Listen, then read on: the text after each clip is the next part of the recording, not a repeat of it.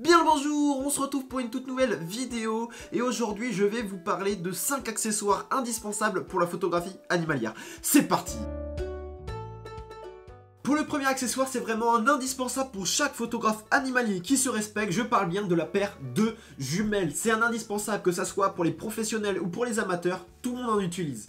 Vraiment, c'est quelque chose qui va vous permettre déjà d'éviter de sortir avec vos boîtiers lors de vos repérages. Moi personnellement, c'est ce que je fais.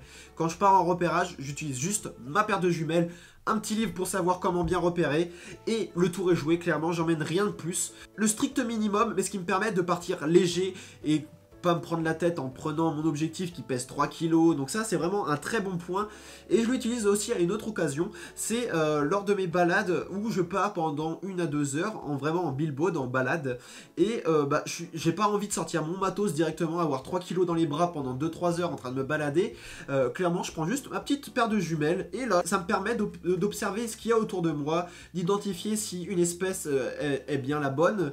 Donc ça c'est pour le coup une très bonne chose. Une paire de jumelles, ça coûte pas extrêmement cher, mettez pas non plus 5000 € dedans. Je rigole, ça n'existe pas des paires à 5. Quoique ça doit exister des paires de jumelles à 5000 €, mais mettez pas ça vraiment à Decathlon, il y en a pas si cher que ça. Là pour le coup, je crois que bon, la mienne elle a coûté 80 € si je mens pas. J'en ai d'autres ici, j'en ai 2 autres dans mon meuble, mais du coup, si je peux vous donner un petit conseil, une paire de jumelles qui est assez lumineuse, vraiment c'est important, et qui va à chercher assez loin, pas non plus hyper loin, je vois pas l'utilité, mais qui vous permet d'observer quand même une espèce et de savoir l'identifier jusqu'à peu près 100 mètres, même, ouais, 200 mètres. 200 mètres c'est vraiment cool. Après ça dépend de l'espèce que vous voulez photographier, mais 200 mètres c'est plutôt cool. Mais dès le moment où votre paire de jumelles est bien lumineuse, c'est vraiment tout bénef et c'est vraiment le topissime. Donc voilà, les paires de jumelles, un indispensable pour chaque photographe animalier qui se respecte. Achetez-en si c'est pas déjà fait. Pour le deuxième accessoire, je vais plutôt dire les accessoires, parce qu'en l'occurrence j'en ai pris 2 mais j'aurais pu en prendre 10. C'est de quoi vous camoufler, hein. Je l'expliquerai jamais assez je pense. C'est tout simplement vous camoufler, camoufler surtout votre tête et les mains, les endroits où la peau est visible en fait, parce que les animaux repèrent facilement la couleur de peau. Donc c'est pour ça une petite casquette, et en plus vous avez une allure de chasseur, et quel plaisir en étant photographe animalier qu'on vous pense que vous êtes chasseur, ça c'est vraiment un plaisir. Non vraiment, et en plus vous avez un petit style, regardez, profil un peu là. Un petit style, non? Non, vraiment, camoufler la tête, une petite casquette, ça fait très bien l'affaire. Après, que ça peut être une cagoule, pourquoi pas un bonnet, n'importe quoi. Personnellement, moi j'utilise un cache-cou. Là, je l'ai pas sur moi, il est sur, je sais même pas où, il est perdu. Mais un cache-cou, ça peut faire l'affaire aussi. Pour les mains, des petits gants. Alors là, c'est des gants d'été. Pour l'hiver, mettez des gants un peu plus épais. Après, moi personnellement, j'en ai pas et j'ai toujours fait avec des gants d'été et ça m'a suffi. Mais voilà, c'est pour le coup, c'est quelque chose de très important, de très basique, mais c'est quelque chose qui va faire la différence quand vous allez sur le terrain. De une, ça va éviter le dérangement animalier, et de deux, ça va vous permettre de prendre des photos. Alors, que demande le peuple, clairement. Donc voilà, pour le deuxième accessoire, c'est camouflez-vous, c'est important. Pour le troisième accessoire, et ça va encore de pair parce que ça me paraissait un peu illogique de mettre ça accessoire par accessoire, je parle bien tout simplement de monopode, on le voit pas bien, si, de monopode, voilà, et de mon trépied. D'avoir un trépied et un monopode, pour moi, c'est vraiment les accessoires à avoir. Le monopode, on va commencer par ça, parce que quand vous êtes en billboard, c'est-à-dire en marche, en petite balade, pour prendre des photos, et bah avoir un monopode, ça fait la différence, parce que ça dépend le matos que vous avez, mais plus il est lourd, plus bah c'est un peu moins agréable les petites balades, on va pas se mentir. Donc pour le coup, avoir un monopode, ça permet de déjà d'éviter d'avoir mal au bras à la fin d'une journée, et d'avoir des images encore plus stabilisées, encore plus belles, parce que du coup vous n'êtes pas obligé d'aller hyper haut dans les ISO pour avoir une vitesse assez élevée pour éviter les flous. Donc ça pour le coup, un monopode, ça peut paraître, bah t'as pas trop envie d'acheter ça, je vois très peu de photographes animaliers qui en parlent, mais pour le coup, bah moi je l'utilise très régulièrement, même je dirais, il y a une période en tout cas, un peu moins en ce moment parce que je fais pas mal d'affûts, mais il y a une période où je l'ai utilisé plus que le trépied, et clairement je préférais, vraiment, c'est un choix quoi. C'est pas parce que j'en avais pas, j'en ai un là, clair, il est bien, il est très bien, c'est un trépied très correct, très robuste, il n'y a pas de souci pour ça, mais vraiment je préférais le monopode. Après je faisais plus de billboard, c'est vrai, mais pour le coup un monopode ça vous permet déjà, une billboard c'est quand même beaucoup plus agréable, une petite balade en forêt, clairement c'est beaucoup plus agréable que faire un affût qui dure 3 heures pour avoir rien en retour, mais il en faut des fois, et des fois vous avez des plus belles photos, on va pas se mentir, que en billboard quand vous êtes en affût. Mais du coup, un trépied, c'est aussi intéressant. C'est vraiment intéressant quand vous faites des affûts. C'est l'accessoire à avoir, c'est un indispensable. Sans ça, autrement, vous pouvez pas en faire. Hein. Vous n'allez pas pouvoir faire un affût avec un monopode parce que c'est pas stable. Vous êtes sans cesse en train de bouger du coup. Mais du coup, avoir un trépied, ça vous sauve la mise. Alors, pas besoin de mettre des 10 000 € pour avoir un bon trépied. Moi, je crois qu'il m'a coûté 100 €. Ça fait l'affaire. Après, ça dépend le matos que vous utilisez. Après, c'est vrai que si vous avez un 400 mm f2.8, je sais pas ce que vous faites encore avec un trépied Amazon, clairement. Mais un trépied, pas besoin de monter. Il y a des trépieds qui coûtent 400 €. Je pense pas, je l'ai pas expérimenté. J'ai pas mon point de vue. J'en ai pas un. J'en ai un 100 €. Mais pour le coup, monter à 400 €, je vois pas ce qu'il peut en avoir en plus. Après, si, il peut avoir justement le matériau en fibre de carbone. Ça va vous permettre de gagner au niveau du poids. Mais mis à part ça, je vois pas beaucoup de différence. Le poids qu'on peut mettre dessus, mais vraiment, moi, je peux mettre 5 kilos, je pense, même plus. Je sais même plus, ça fait trop longtemps que je l'ai acheté. Mais vraiment, il n'y a pas de souci pour ça. J'ai vraiment pas peur quand je mets mon 150-600 dessus. Donc, pour le coup, mettre 400 €, je vois pas trop l'utilité, à part quand vous êtes professionnel. Hein. Mais vraiment, commencer avec un petit trépied. Moi, j'ai commencé avec un trépied Amazon, hein, clairement. Ça a tenu le coup. Pas longtemps. Clairement, pas longtemps, parce que tu as l'impression d'avoir un truc qui est un Playmobil, c'est vrai.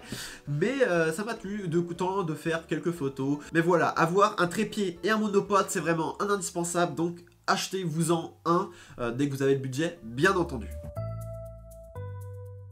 Pour le quatrième accessoire, et c'est quelque chose qui m'a changé la vie personnellement, c'est les pièges photos. J'en ai 2 personnellement.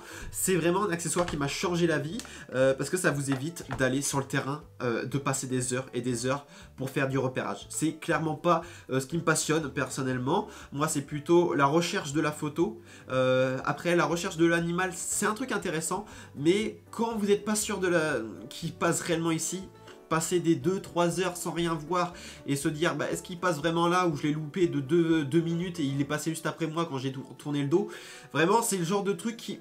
Je suis le moins fan, hein, et forcément, heureusement qu'il y a ça, parce qu'autrement ça rendrait la chose trop facile.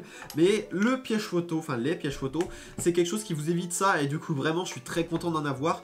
J'en ai 2 personnellement, celui-là je vous le recommande pas, je sais même pas c'est quelle marque et je vais même pas vous la dire parce que vraiment c'est pas, ça vaut pas le coup. Il est pas bien, il est au niveau de la caméra, voilà. Moi je demandais pas une belle caméra parce qu'après il y a des caméras qui, enfin les pièges photo coûtent assez cher dans l'ensemble, mais après c'est vraiment très utile. Personnellement celui-là je l'ai acheté à Decathlon pour vous dire parce que c'est quand même un bonbon piège photo pour moi en tout cas. C'est un Noom Max avec l'accent Noom Max. Et du coup c'est plutôt cool, j'ai acheté 100 € à Decathlon, donc c'est plutôt pas mal. Et ça fait une qualité vidéo nulle, clairement, mais c'est pas ce qui m'intéresse. Moi je veux juste savoir la date, l'heure de passage et ce que c'est, hein. Vraiment c'est important, parce que savoir juste la date et l'heure, c'est un peu moyen. Vraiment à repérer. La qualité est pas ouf, mais croyez-moi, vous voyez si c'est un sanglier ou un chevreuil. Vraiment, non, normalement, ou à moins que mettez vos lunettes dans ce cas-là. Et donc voilà, les pièges photos, ça m'a changé la vie, clairement. Et on oublie quelque chose de très important aussi, c'est que c'est donnant. Je vous explique. Quand vous mettez un piège photo sur un terrain, ça va être le piège photo qui va être sur le terrain, pas vous. Et du coup, ça va éviter le dérangement animalier. Et ça, quelque chose de très important, le piège photo n'est pas que là pour vous rendre service. Après, oui, c'est vrai que ça vous rend service parce que ça vous évite de vous déplacer. C'est pratique, ça reste 24 heures sur 24 à un endroit précis. Et du coup, ça vous permet d'identifier facilement une espèce si elle passe ici. Mais c'est quelque chose qu'il ne faut pas oublier, c'est que ça évite le dérangement animalier. Et ça, c'est quelque chose de très important dans la photographie animalière. Pour le 5e accessoire et le dernier, je vais vous parler des livres. C'est un accessoire qui est pour moi indispensable, parce qu'en fait ça va vous permettre de connaître plus en profondeur une espèce que vous voulez photographier. Et donc ça pour le coup c'est vraiment très important. Personnellement j'ai beaucoup de livres sur les oiseaux, j'en ai 4-5, là j'en ai d'autres juste ici. Pour le coup celui-là il est plutôt pas mal, il est assez connu. Et après il y a celui-ci que j'ai acheté qui est assez connu aussi, que je vois beaucoup en boutique. Après j'en ai pas beaucoup au niveau des mammifères, et je me suis mis un peu tard au niveau des mammifères, mais celui-ci vraiment pareil, en fait c'est dans la même lignée que celui-ci, mais du coup en fait ce livre est plutôt complet, donc j'ai pas trop d'intérêt à prendre un autre livre. Pour le coup, il est assez complet, donc voilà. Mais c'est très utile pour savoir les crottes, clairement. Bon appétit à ceux qui mangent. Pour identifier les traces de pas, leur habitude, où les trouver, ce qu'ils mangent. Enfin, tout ça, ça va vous permettre de connaître plus en profondeur l'espèce que vous voulez photographier et du coup mieux apprêter votre repérage et vos affûts. Donc c'est vraiment un indispensable pour la photographie animalière. Et d'une autre part aussi, c'est intéressant parce que quand vous voulez photographier précisément une espèce, par exemple le chevreuil, je vais vous donner un exemple. Vous voulez photographier le chevreuil. Vous êtes en train de repérer un petit peu partout et vous en voyez assez régulièrement parce que vous connaissez pas trop les traces ni les crottes qu'il peut laisser et vous les voyez assez régulièrement, donc ça vous permet de savoir ah bah il passe là. Et donc vous vous posez, vous attendez et puis vous dites ah bah il y a un petit passage où il y a des traces, ça doit être ça. Vous vous mettez ici, au final c'est un sanglier qui arrive à 1 mètre de vous. Ça sent le vécu? Oui, clairement, quand j'ai commencé. Non, c'est quelque chose qui est pas agréable. Vraiment, quand vous êtes surpris par un sanglier, c'est quelque chose qui est pas très agréable. Quand vous commencez la photographie animalière, ça vous calme un petit peu. Un face à face avec un sanglier, pas ouf, clairement. Donc ça m'a... après, j'ai acheté beaucoup de livres. Je vous dis pas que c'est suite à ça, hein, mais après, j'ai acheté pas mal de livres et ça m'a servi pour mieux apprendre mes repérages et du coup, mieux se positionner pour vos affûts, pour votre billboard, de mieux savoir appréhender l'espèce que vous voulez photographier. Donc ça, c'est un très bon point pour ça. Donc je vous recommande à 1000% d'acheter des livres. Alors n'importe lequel, hein, il y en a beaucoup. Après, à vous de faire le choix. Moi, je sais que ces livres-là me suffisent. Donc voilà, les livres, c'est un truc qui est très important, achetez-en. Donc voilà la fin de la vidéo, j'espère qu'elle vous aura plu. Cette vidéo était plutôt dédiée aux débutants parce que je pense que la plupart, en tout cas dites-moi si vous avez un accessoire que vous n'avez pas. Personnellement je pense que si vous êtes un minimum un peu débutant plus, bah vous avez au moins les 5 accessoires, à moins que il vous manque un petit truc, et donc là dites-le moi en commentaire, ça m'intéresse.